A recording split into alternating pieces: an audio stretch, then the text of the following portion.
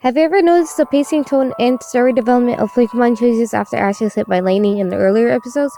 How Ash and his world are relatively normal until after the incident? I have a theory.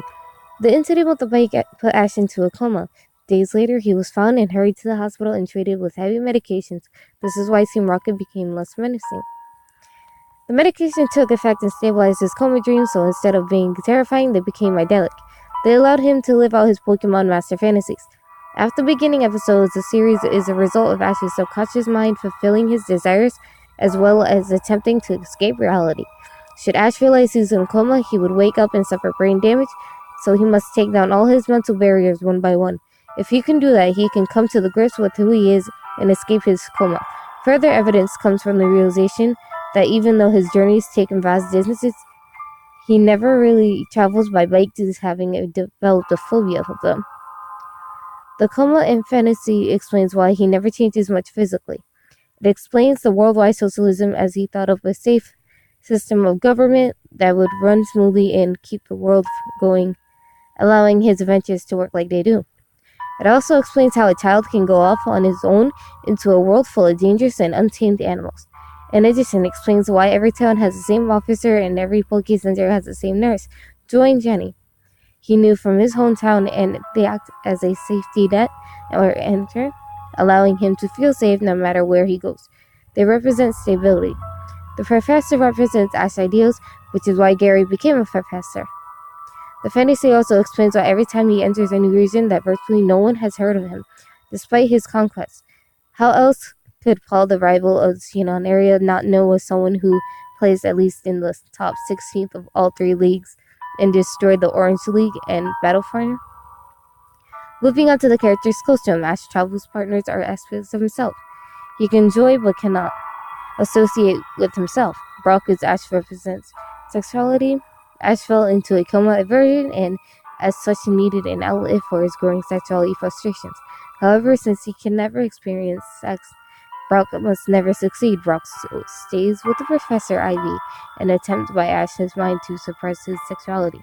Brock isn't a projection of Ash's sexuality, but also a protection of Ash's fatherly instincts. He leaves his siblings to journey with Ash because he can't cope with having that much responsibility. You may notice that James got much more dialogue in this part of the series, as well as getting more touchy-feely with his Pokemon and exposing much of his backstory. Ash didn't enjoy this much, which is why Brock returns horrified and refuses to speak about it. Ash's circumstance was representing himself at times, so other than a general feeling of dread, he had no idea what happened. Further evidence of Brock being Ash's sexuality is that he keeps returning to the series after Ash meets a new female aspect of himself. Misty is the first aspect we encounter because she is the first and is mostly an aspect of Ash. Is our explanations as to why Misty plays such a prominent role in the show, but it's ultimately unattainable since he never really knew her before the coma. Since Misty isn't a love interest, if only subconsciously he needed her to reach a certain level of womanhood. He felt that the person could only have a relationship after they matured. In practice, however, he finds he can't cope with it. He lacks real-world experience. He wants the normal, pushy, arrogant Misty he knew, thus not letting her keep Togepi. We can see this arc in this content beginning with the sexuality, but in eventual melding until she had faded into the background. Since Ash was quite attached to her, this was traumatizing. After this experience, anyone around him threatening to mature quickly ends up leaving only for another, more native fool to enter his life. Gary Oak is what Ash wants to be. He has wished for fulfillment. He succeed and then settle down to a normal life. Ash needs someone to succeed in his world, or he won't be able to invalidate it and will start questioning why he is where he is. It's a conscious trap to keep him from becoming too aware of his situation. His mind must figure out that awareness of the coma would snap him out of it, so it took something the boy already loved and built a way out for him with it. However, Ash is too confident to make a final stand and fight his way out of it. and cannot escape. This is why he keeps encountering legendary Pokemon. There's Mind's way of showing him that he can do great things if he tries. It is a way to encounter him to push forward. Team Rocket are the qualities themselves that are Ash deems negative, but is coming to terms with. Jesse and James want to please Giovanni as his father figure. To achieve this, Jesse will trick the submittal James into doing her bidding. Mewtwo especially wants to please him because he remembers the good times with Giovanni. This places Mewtwo in the category known as corrupted innocence. This is apparent because Mewtwo is able to speak. In fact, the whole reason Mewtwo can speak is so Ash eventually can accept the access of Team Rocket as parts of himself. Ash had issues with his father, so he put him atop the evil corporation and demonized him. There may be an actual Team Rocket in the real world, but it's doubtful that Ash's father is their leader. Ash likely feels the split between his parents were partly his fault, but also partly blames his father. The split causes his mother to move out of the city to Pallet Town, and is one reason why Ash entirely embarks on his journey to escape the tumor at home. The whole organization, including both Jane and Cassidy, is symbolic of his ability to escape his father's missions. James's implied homosexuality, which does not necessarily make Ash homosexual and gullible, while Jesse is vain motivative since Mewtwo has the potential of reputation, it doesn't want to be evil. This once again fits the conflict personalities and demonized self theory. Team Rocket crossed just because Ash is exploring his gender, a different phallic than what Brock represents sexuality, and this was a method that allows his gay/vain side to experiment freely. When he found that it wasn't something for him, he free side stopped playing with it. Max came with May. He played the ego and she played the ID with great expectations. In that session, they worked a little while, but with Ash being a teenager, his sexuality has come back to play. He kept revealing himself and eventually wrote new aspects, but his mind slowly brought the old ones back to make the transition easier. Don is Ash giving himself a chance to love, since he already established Misty as someone he's not likely to go anywhere with. He created a new super female, one that was more like him, less violent. You may note that while both May and Misty had no tolerance for Brock's behavior, Dawn seems to try to shrug it off. Tracy's the breeder was a possible future for Ash that he discarded. This future was one that he sent off to work with the professor, Ash's ultimate idea of a father figure. When Tracy disrupted the dynamic Ash had with his other possibilities, when Ash mind fighting the coma, Ash viewing the person as a competition, Tracy was quickly replaced with a more threatening rival. Pikachu represents Ash's humanity. This explains the episodes where they get separated and Ash desperately wants to find him, even to the point with working with Team Rocket, the aspects of himself would never normally associate with, but for some reason cannot. Team Rocket wants to steal Pikachu and give him over to Giovanni. Jesse and James will always support Ash because he is terrified of the thought of his humanity lying in the hands of his father. However, this is the same reason he will work with those aspects of himself in order to save his humanity. Ash couldn't involve Pikachu because that would mean challenging his concept of who he was, which was something he wasn't comfortable with, while still working through his original issues. The narrator is Ash's higher mind, recapping and explaining the progress he made and the tribulations he will face, allowing him insight into how to best awaken him. Team Rocket methods gradually become more and more elusive, becoming because Ash is an only child dreaming these things up. That is why Team Rocket disguises are always believed.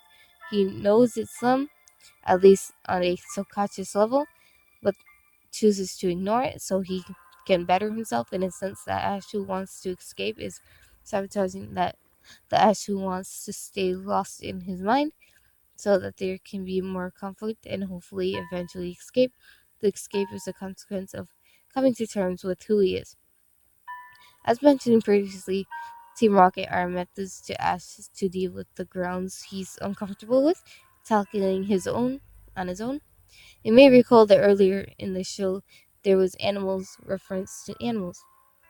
For example, the fish in the aquarium of the Central City Gym, or that the Pokédex lists Pikachu as a rat-like.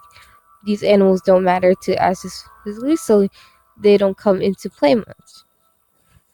If Ash loved puppies, everything would be about different breeds of dogs in dog fighting circuits. But as the series goes on, you see fewer realistic animals and more Pokemon. This could be a sign of Ash's mind deteriorating. As he's in a coma, he is losing concepts of some animals and machinery and replacing them with Pokemon. It could explain things like electric Pokemon working as power generators. These signs that his memory of the old world is slipping more and more as time goes by. The Pokemon realm will be ideal consciously and no longer has something from the real world. Ash may or may not be mentally disorienting, but he is becoming more attuned to his fake world rules. The wild Pokemon and resonance for the functioning of his created fantasy. It is a wizard did it syndrome. If he doesn't know how it works, his mind says Pokemon. The Pokemon in Ash's team, however, serves the purpose of displaying his issues and aspects of himself. For example, Charmander represents his sex drive, not his sexuality like Brock. At first, it's cute and easy thing to control, but everything becomes raging inferno and disobedience since Ash has no real understanding of his sexuality, thus has no way to vent or keep it in check. Bulbasaur was his unwillingness to change, reflected in when it decides to evolve and almost decides to stay behind unless he battles it. Squirtle was the willingness to follow the lead of others, as evidenced by the gang it ran with. Even though he ran the gang, they were viewed as one group, and as subconscious gave him the strongest one. Butterfree was his crushing loneliness, which doubled when he released to join a flock. His bird types are his recklessness and always willing to sacrifice something at the moment. Notice for the win. When Ash is trading Pokemon is tempted to push his own problems away on someone else. However, he realizes this and usually trades back very quickly. Not only are Ash's Pokemon manifestations of different parts of himself, the Pokemon of other trainers are as well. Equals were symbols of Team Rocket's willingness to change herits of their evolutions. Once his mind was able to overcome the roadblock and allow him to change once, it gave him the chance to truly change. The interesting note that Pulsar is a rationalization, a Pokemon rival caught before they met. Even Ash would become suspicious if everyone he met had no carry-over Pokemon from previously places has been to. Other trainers are more direct forms of his issues, one he must either come to terms with or outright suppress. Gym leaders are more surprising aspects of his personality, which each Pokemon being stronger than the last displays a level of skill, so he can only be capable of if he grave into it. An effect is doing battle with part of him that would rather not have in control. Originally, Ash had the battle which evolved into team battles and contests. The expectations for this is that his issues became more and more complicated, and the means of dealing with them needed to become more complex. The fact he uses issues he already dominated to win in science growing stronger. Ash releases his Pokemon because his mind is forcing it to get go of them. The second he raises an overpowered team, a tournament comes up, and after fighting his way through it, he has to go to a new land for new challenges. However, with an overpowered team, there won't be any challenges or any way to motivate him further. The Ash wants to stay in a coma and keep journeying his involved issues over to the Professor Oak so he can continue and overcome the unsolved ones. This is necessary, his mind forcing him to deal with his issues. Ash's rival and the Elite Four are ultimately the strongest part of the cycle. Having Pokemon that are necessary godlike, they represent both what can be attained and what is unattainable. Ash's rival are all possible features of envisions for himself. Note they're all older than him. This organized with Gary Oaks, someone Ash knew from the real world, and built up into a sort of god within his mind. However, Gary possessed and changed to suit Ash's vision of himself and ultimate desire, eventually settling down into a professor role after beating the Elite Four with Gary Oak in retirement. His mind needed a new rival for him, thus the birth of Richie, the good aspect of his rivalry, and Paul is mind of last-ditch efforts to snap him out of it, to force Ash eventually comes to terms that this perfect world is not the best option or path to be walking up. Paul is Ash's shadow, one that wants to push on even harder and harder. He is the part of Ash that will stop nothing to escape the coma. V2 is a new form of treatment done with electrical impulses and a machine to know Ash out of it, taking down every last one of his mental guards, the original Pokemon in the movie. In Ash's mind, Mewtwo and his clones were in the real world. The treatment for the mental safeguards that were protecting Ash and keeping him comatose. The Pokemon of his world, the clones, were encounters to the issues Ash had thought solved, and each appeared to Ash as the exact copy of these defined. The clones didn't play by the rules of the Ash's world. They didn't use any special attacks or moves. They just beat down their counterpart, the brute strength. The treatment was working. There were side effects. The electric jolts were beginning affects Ash's nervous system. If the treatment continued, he would be paralyzed. His mind misses this in the dream world, purifying him. If it was not for the end of the treatment by Ash's mother, who knew her son wouldn't want to live in a world he couldn't explore, Ash would have remained as stoned forever. After this, Ash needed to recover from the damage caused by the electric therapy in order to reduce the danger. Ash's consciousness fell from it. His conscience began downplaying the effects in this world, which is why Pikachu's electric attacks, once noted for their strength by Team Rocket, no longer have any effect on Ash other than the comic relief. As we can see, Ash may well have been trapped forever in this world. However, like every dream, like everything, there is a beginning and an end. What would Ash? What would happen if Ash never recovered? In his hospital room, we see Delta, obviously distraught. She's talking to a doctor with a grim look on his face. The man is saying that the insurance is up and the boy had no chance in brain activity in years. Change in brain activity in years. The shock of taking him off life support has a very small chance of awakening him. She tearfully agrees.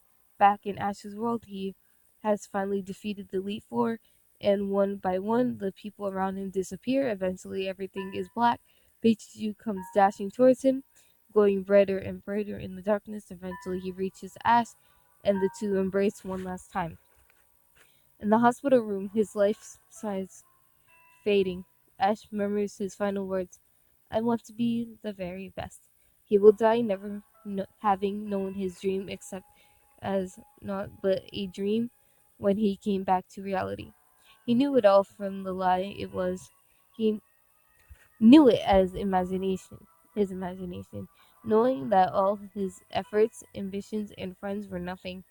He will let go. His utter He utters his final words and barely opens his eyes to see a still house of his mother's, her face hidden by her hands, wiping away her tears.